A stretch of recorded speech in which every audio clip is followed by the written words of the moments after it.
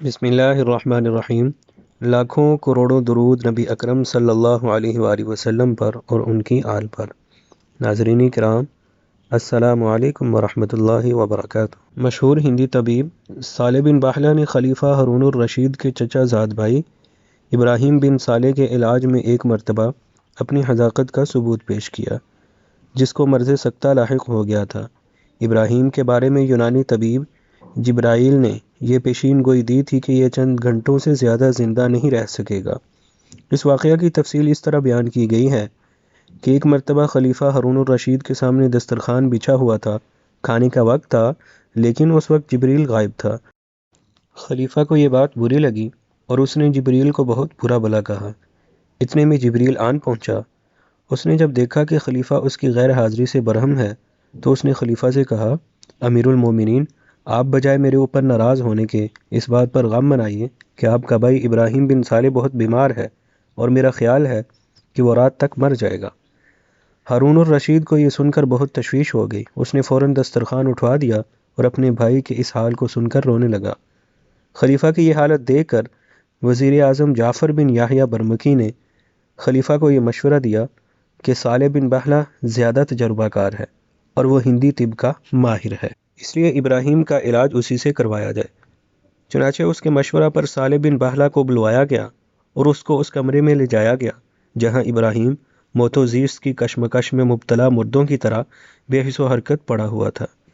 صالح بہت دیر تک مریض کا معائنہ کرتا رہا اور آخر میں اس نے خلیفہ کو اطمینان دلوایا کہ آپ فکر نہ کریں، آپ کا بھائی بالکل ٹھیک ہو جائے گا۔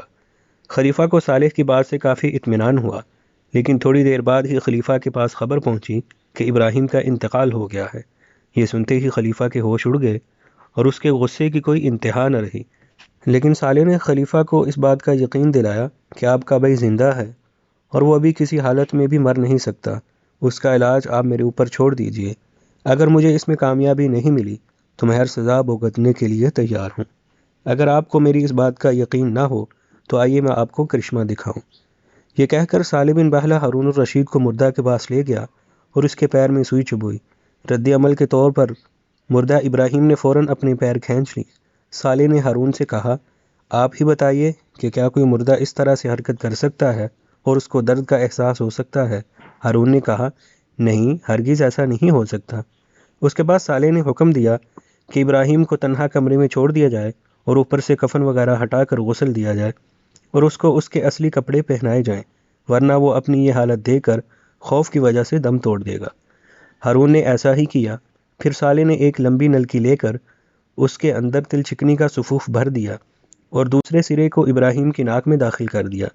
جس طرف سے سفوف بھرا ہوا تھا اس طرف سے اس نے زور سے پھونک ماری، جس سے ابراہیم کے جسم میں پہلے حرکت ہوئی اور فوراً چھینکیں آئیں اور وہ اٹھ کر بیٹھ گیا اور باتیں کرنے لگا۔ ابراہیم کے زندہ ہونے کی خبر سے ہر طرف خوشی کی لہر دوڑ گئی۔ خلیفہ ہارون صالح کی اس مسیحائی سے ششدر رہ گیا۔ اس نے اس کے بھائی کو دوبارہ زندہ کر دیا۔ جب ابراہیم سے حال پوچھا گیا تو اس نے بتایا کہ میں نے خواب میں دیکھا کہ کسی کتے نے میرے پیر کی انگلی میں کاٹ لیا ہے اور اس کے بعد ہی میری آنکھ کھل گئی۔ یہ انگوٹھا وہی تھا جس میں صالح نے سوئی چبوئی تھی۔ ابراہیم اس واقعے کے بعد کافی دنوں تک زندہ رہا اور آگے چل کر ملک کا حاکم بھی مقرر ہوا۔ ناظرین کرام، امید ہے کہ آپ کو ہماری یہ حیرت انگیز ویڈیو بہت دلچسپ لگی ہوگی۔ اپنی دعاؤں میں یاد رکھیے گا۔